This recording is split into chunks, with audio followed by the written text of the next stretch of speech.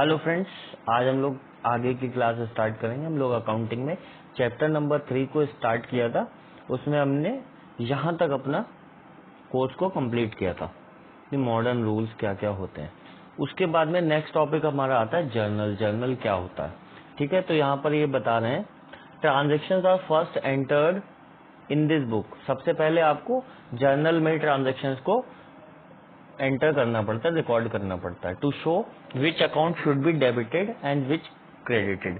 तो उसमें आप बताते हो कौन सा अकाउंट डेबिट हो रहा है और कौन सा क्रेडिट हो रहा है। इसको आप लोग सब्सिडरी बुक भी बोलते हो। Recording of transactions in journal is termed as journalizing the entries. जब आप ट्रांजेक्शन्स को रिकॉर्ड कर रहे होते हैं जर्नल में, तो उसको हम लोग क्या बोलते हैं, journalising the entries. Journalising process क्या होती है? All the transactions are first record in the journal and when they occur. जब वो मतलब अकर होते हैं हमारे ट्रांजेक्शन, उनको सबसे पहले हम लोग जर्नल में रिकॉर्ड करते हैं। The record is chronological. Chronological का मतलब क्या होता है? 1 2 3 1 5 4 नहीं होना चाहिए। 1 2 3 मतलब डेट वाइज होने चाहिए। 1 2 3 करके कोई भी ट्रांजेक्शन कभी भी नहीं आएगा, डेट वाइज ही आएंगे सारे, ठीक है। Otherwise it would be difficult to maintain the records in orderly manner. Orderly manner में रिकॉर्ड करने में आपको दिक्कत आएगी अगर आप क्रोनोलॉजिकल नहीं चल रहे हैं। The form of journal is given below. क्या फॉर्म होती है? सबसे पहले आप लिखोगे फर्स्ट कॉलम में डेट, कौन सी डेट का ट्रांजेक्शन है। उसके बाद में पर्टिकुलर, पर्टिकुलर में क्या आ जाएगा? आपके अकाउंट कौन से डेबिट हो रहा है, कौन से क्रेडिट हो रहा है। फिर आता है एलएफ, इस पे भी हम लोग बात करते हैं। उसके बाद में अमाउंट डेबिट, डेबिट जो अकाउंट हो रहा है उसकी अमाउंट यहाँ पर लिखोगे और जो क्रेडिट हो रहा है उसकी अमाउंट यहाँ पर लिखोगे। एलएफ होता है लेजर फोलियो। लेजर फोलियो का मतलब क्या होता है? लेजर में आपने यहाँ पर एक एंट्री लिखी, सैलरी डेबिट टू बैंक। तो सैलरी का लेजर कौन से नंबर पे बना है? पेज नंबर पे। लेजर में एक पेज होगा, उस पेज पे सैलरी का लेजर बना होगा, तो वो पेज नंबर जो होता है उसको बोलते हैं लेजर फोलियो। ऐसे ही लेजर फोलियो में करस्पॉन्डिंग कॉलम होता है, उसको बोलते हैं जेएफ, जर्नल फोलियो। वहां पे जर्नल फोलियो का पेज नंबर पड़ता है कि ये वाली जो एंट्री है वो जर्नल में कौन से पेज नंबर पे लिखी गई है, ठीक है। तो ये इन्होंने उसको एक्सप्लेन किया है। अब मैंने आपको बता दिया तो आप इसको कोई दिक्कत नहीं है। Point to be taken care while recording है ट्रांजेक्शन इन द जर्नल। जब आप जर्नल में एंट्री कर रहे हो क्या क्या पॉइंट्स की टेक केयर करनी है। Journal entries can B single entry, single भी हो सकती है, ठीक है, 1 डेबिट एंड 1 क्रेडिट। और आपकी कंपाउंड एंट्री भी हो सकती है कि 1 डेबिट एंड 2 और मोर क्रेडिट, 2 और मोर डेबिट एंड 1 क्रेडिट। हो सकता है कि आपकी जो जर्नल एंट्री है, एक तो होगी सिंपल कि salary account debit to bank, तो एक डेबिट हुआ एक क्रेडिट हुआ। लेकिन कभी कभी क्या हो सकता है कि आपको salary account debit to bank to cash, कि आपने आधी सैलरी कैश से दी है और आधी बैंक से दी है, तो 2 क्रेडिट हो गए एक डेबिट हो गया। कभी कभी क्या होगा कि salary debit rent debit to cash, तो 2 डेबिट और एक क्रेडिट। इस टाइप की एंट्रीज को हम लोग क्या बोलते हैं? कंपाउंड एंट्री, ठीक है। तो कह रहे हैं in such cases it is important to check that the total of both debit and credit are equal. अब देखिए आपके डेबिट 2 हो क्रेडिट 1 हो, कोई दिक्कत नहीं, लेकिन दोनों, इन दोनों का और इसका एक का, मतलब डेबिट और क्रेडिट हमेशा बराबर होने चाहिए, मैच होने चाहिए। ये नहीं होना चाहिए कि डेबिट तो 10 रुपए से हुआ क्रेडिट 5 से हो गया, ये डेबिट 100 रुपए से हुआ क्रेडिट 90 रुपए से हो गया, ये नहीं होना चाहिए। अगर 100 से डेबिट है तो 100 से क्रेडिट, 5 से डेबिट है 5 से क्रेडिट, 10 से डेबिट है तो 10 से क्रेडिट। इस बात का आपको अच्छे से ध्यान रखना होता है। If journal entries are recorded in several pages then both the amount column of each page should be total. अगर आपके सेवरल पेज मतलब काफी ज्यादा पेजेस में जर्नल एंट्रीज हैं, तो आपको क्या करना होगा? दोनों कॉलम, ये जो आपके कॉलम थे ना 2, इन दोनों का टोटल करना होगा हर पेज पे, ठीक है, लास्ट में। और सब अगले पेज पे आप इसको कैरी फॉरवर्ड करोगे, उनका बैलेंस आगे ले जाते रहोगे, ठीक है। तो यहाँ पर इलस्ट्रेशन नंबर 1 आ गया, ये हम लोग सॉल्व करके देखते हैं। स्टार्टेड बिजनेस विद कैश, मतलब पैसा लगा के बिजनेस स्टार्ट किया है, तो बिजनेस में क्या आएगा आपके पास? कैश। कैश क्या है? Real account. रियल अकाउंट क्या बोलता है? व्हाट कम्स इन डेबिट, तो आप क्या लिखोगे? Cash account debit to. अब क्या आया आपके पास? तो कैपिटल लगाइए आपके ओनर ने, तो टू कैपिटल अकाउंट। देखिए cash account debit to capital account, देखिए इन्होंने उसी फॉर्मेट में की, यहाँ पर डेट लिख दी। यहाँ पर पर्टिकुलर में पूरी एंट्री लिखी विद नरेशन। LF हमने अभी नहीं डाला क्योंकि यहाँ पे अभी हमें पता नहीं कौन से पेज पे पोस्ट होगा। जब आपको पता होगा रियल लाइफ में आप पेज नंबर डाल देना, लेट से 5, और यहाँ पर आपने डेबिट और क्रेडिट का अमाउंट डाल दिया है 1 लाख रुपए। उसके बाद में गुड्स परचेज फॉर कैश। तो परचेज जब कभी भी होता है, परचेज आपका खर्चा है, खर्चे को हम डायरेक्टली डेबिट करते हैं। नॉमिनल अकाउंट के गोल्डन रूल में पढ़ा था, all the expenses and losses are debit, तो परचेज डेबिट। टू क्रेडिट क्या होगा, आपके पास से क्या जाएगा, कैश। कैश क्या है, रियल अकाउंट। रियल अकाउंट बोलता है व्हाट गोज आउट क्रेडिट, तो टू कैश, तो purchase account debit to cash. देखिए परचेज डेबिट टू कैश। उसके बाद में sold goods to Harish. Harish को हमने बेचा, अभी इन्होंने ये नहीं बताया कि कैश में बेचा या बैंक में बेचा, तो हम क्या मानेंगे कि उधार की एंट्री। उधार की एंट्री होती है तो हम पार्टी का नाम लिख देते हैं। अब सेल्स क्या है, आपकी इनकम। इनकम हमेशा क्रेडिट होती है, तो टू सेल्स। किसको बेचा, हरीश को, हरीश डेबिट। ठीक है। अब आपने sold goods for cash, cash में बेचा तो कैश बेचोगे, कैश में बेचोगे तो कैश आपके पास आएगा, कैश रियल अकाउंट है। रियल अकाउंट क्या बोलता है, डेबिट व्हाट कम्स इन, तो cash account debit to sales, क्योंकि सेल आपकी इनकम है, इनकम हमेशा क्रेडिट होती है, नॉमिनल अकाउंट आपको बताता है। Receive cash from Harish, Harish से पैसा मिला, कैश आपके पास आया, तो कैश क्या है आपका, रियल अकाउंट। रियल अकाउंट बोलता है डेबिट व्हाट कम्स इन, तो कैश अकाउंट डेबिट।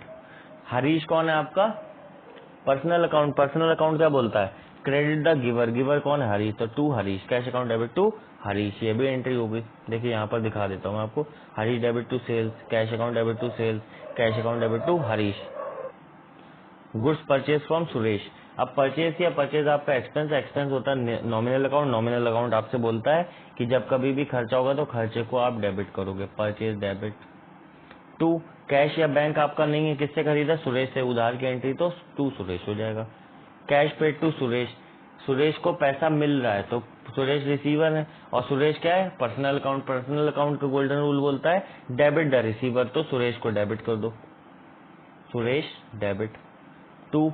क्या जा रहा है आपके पास से, कैश। कैश क्या, रियल अकाउंट। रियल अकाउंट बोलता है व्हाट गोज आउट को क्रेडिट करो, तो टू कैश कर दो आप यहाँ पर, सुरेश डेबिट टू कैश। देखिए यही एंट्री बनी होगी, Suresh debit to, purchase debit to Suresh, Suresh debit to cash. ठीक है। अब ये बोल रहे हैं रिटर्न गुड्स बाई हरीश। अब देखिए हरीश से हमने क्या किया था, गुड्स सोल्ड कर रहे थे। अब सेल किया हुआ गुड्स जब कोई वापस करेगा तो हमारे लिए क्या होगी, सेल रिटर्न। तो सेल रिटर्न हो या परचेज रिटर्न, जो एंट्री आपने सेल या परचेज करते टाइम की थी, रिटर्न में उसको पलट देना है एंट्री को।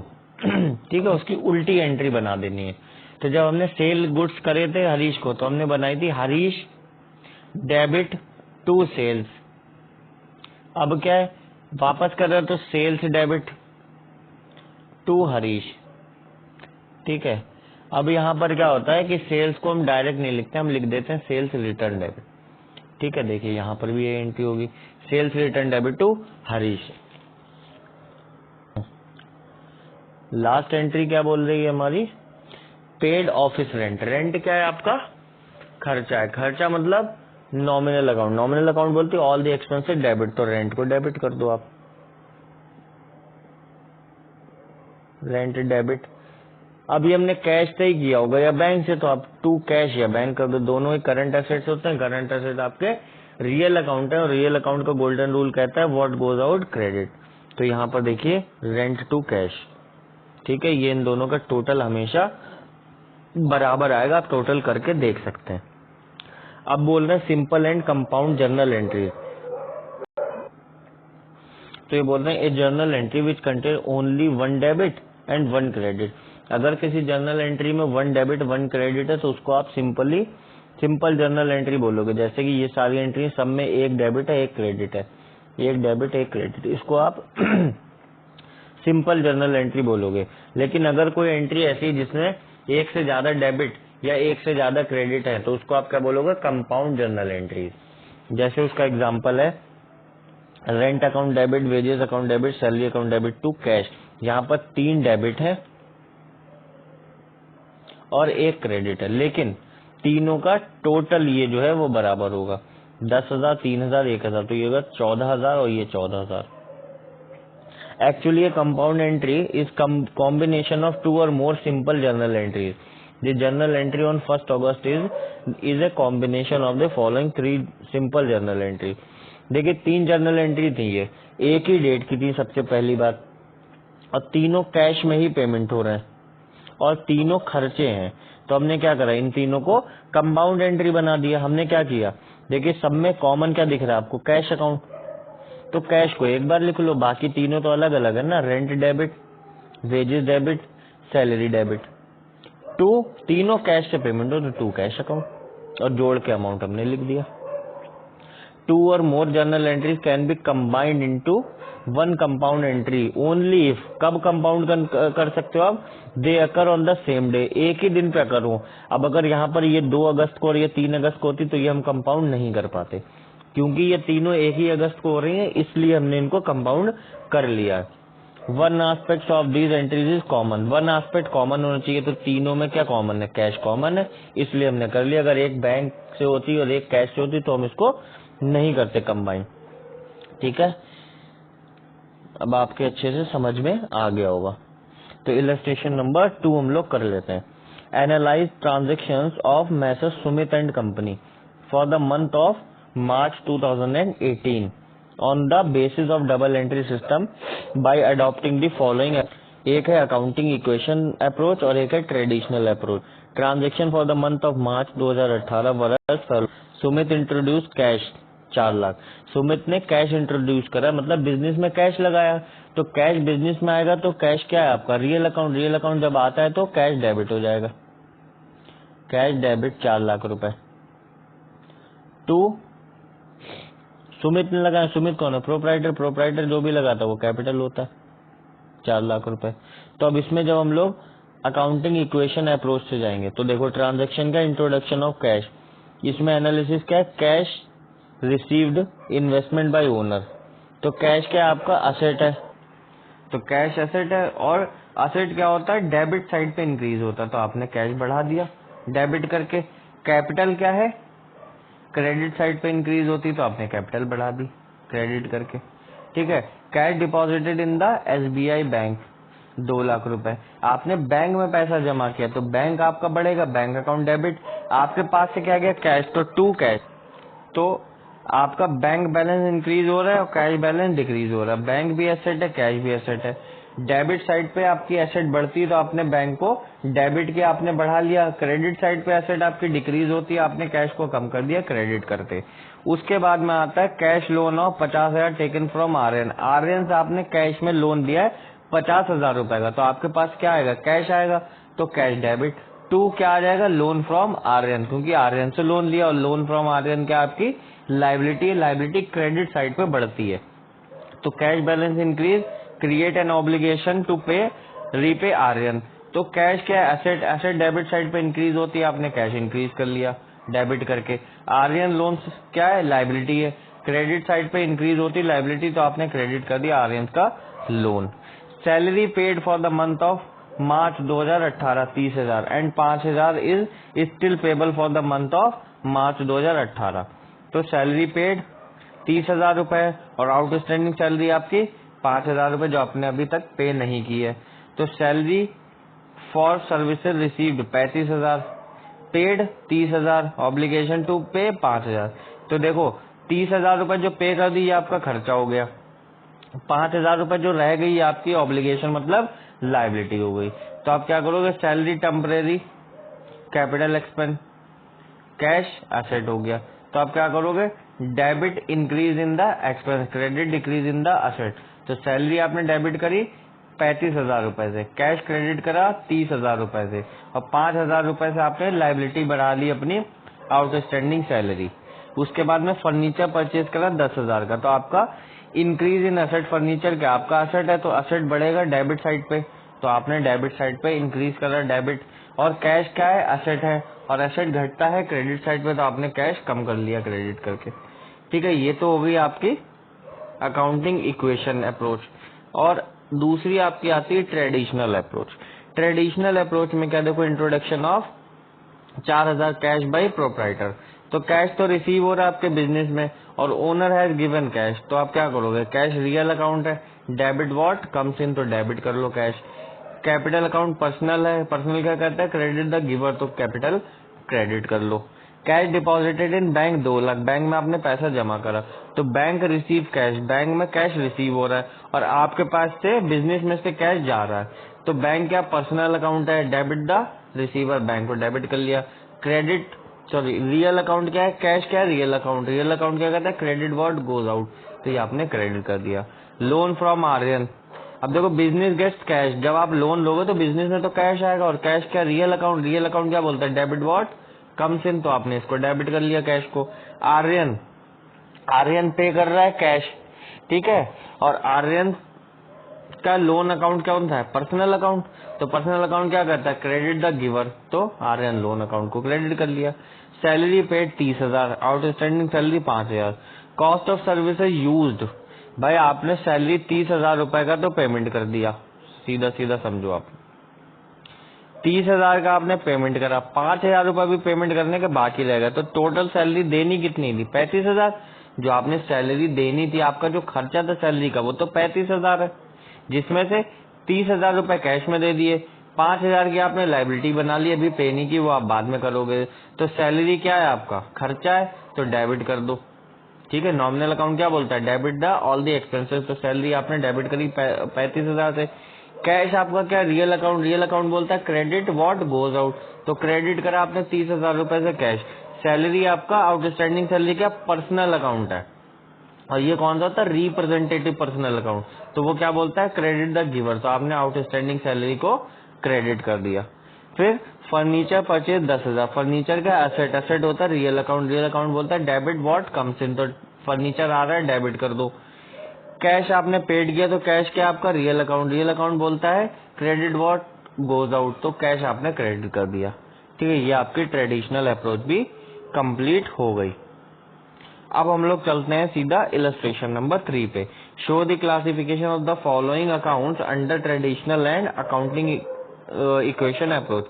बिल्डिंग, बिल्डिंग आपका क्या है, ट्रेडिशनल में रियल अकाउंट है और अकाउंटिंग इक्वेशन में असेट है, ठीक है, इस तरह से लिखना। परचेज, परचेज आपका ट्रेडिशनल में नॉमिनल अकाउंट में आता है और अकाउंटिंग में एक्सपेंस है। सेल्स इनकम है और नॉमिनल अकाउंट है, देखो रेवेन्यू मतलब इनकम ही हो गया। उसके बाद में बैंक एफडी, बैंक में आपने एफडी करी तो रियल अकाउंट और इधर आपका एसेट हो गया, ठीक है। रेंट आपका खर्चा है और नॉमिनल अकाउंट है। रेंट आउटस्टैंडिंग आपका रिप्रेजेंटेटिव पर्सनल अकाउंट है और खर्चा है, ठीक है, नॉमिनल अकाउंट है, सॉरी लाइबिलिटी है, ठीक है। उसके बाद में कैश आपका रियल अकाउंट है, एसेट है। Closing inventory real account asset है। इन्वेस्टमेंट रियल अकाउंट एसेट है, ये सब तो आपको पता ही एसेट है, और एसेट आपका रियल अकाउंट होता है। ट्रेड रिसीवेबल किसी इंसान के होते हैं ना, तो वो पर्सनल है लेकिन एसेट है। Discount allowed nominal temporary capital expense. Bad debt nominal temporary capital expense. Capital personal account है, कैपिटल है। ड्राइंग पर्सनल है, टेम्परेरी कैपिटल है। इंटरेस्ट रिसीवेबल पर्सनल एसेट है। Rent received in advance personal liability है। Paid prepaid salary personal asset है क्योंकि आपने पहले से पेमेंट कर दिया। बैड डेट रिकवर नॉमिनल, ठीक है, और गेन है आपका कैपिटल में जाएगा। डेप्रिसिएशन नॉमिनल एक्सपेंस है और ये टेम्परेरी कैपिटल एक्सपेंस है। इनकम टैक्स पर्सनल है क्योंकि इनकम टैक्स क्या होता है, बिजनेस का खर्चा नहीं होता, ये आपके पर्सन की इनकम पे लगता है, तो ये पर्सनल माना जाता है, ठीक है। और ये टेम्परेरी कैपिटल, तो इतना आप लोगों की समझ में आ गया है। अब देखिए इसमें इलस्ट्रेशन नंबर 4 है। देखिए ये हम लोग थोड़ा जल्दी जल्दी करेंगे क्योंकि मुझे लगता है आप लोग अच्छे से समझ चुके हैं। Ramesh started business with cash, तो cash account debit to capital account. Paid into bank, bank में पैसा पहुंचा तो bank account debit to cash. Bought goods for cash, cash दे करके आपने कुछ गुड्स खरीदे तो purchase account debit to cash. Drew cash from bank, bank से आपने पैसा निकाला, आपके बिजनेस में कैश आया, बैंक कम हुआ तो cash account debit to bank. Sold goods to Krishna on credit, आपने गुड्स सोल्ड करें कृष्णा को, ठीक है, तो कृष्णा को उधारी में दिए, तो उधारी में दिए तो आपको क्या मिला, Krishna, Krishna account debit to sales. Bought goods from Shyam on credit, उधारी में आपने गुड्स खरीदे, जब आप उधारी में खरीदते हो तो purchase account debit to Shyam. Amount receive from Krishna in full and final settlement of his account. अब देखिए ये थोड़ा सा डिस्काउंट वाली एंट्री मैं अभी नहीं पढ़ा रहा हूँ, ये आपको नेक्स्ट क्लास में पढ़ाएंगे। पेड शाम कैश, तो शाम अकाउंट डेबिट टू कैश, इसमें भी डिस्काउंट का ट्रीटमेंट मैं आपको नेक्स्ट क्लास में बताऊंगा। Cash sales, cash account debit to sales, paid salary by cheque, salary account debit to bank. ठीक है, तो इलस्ट्रेशन नंबर 4 तक हमने कंप्लीट कर लिया।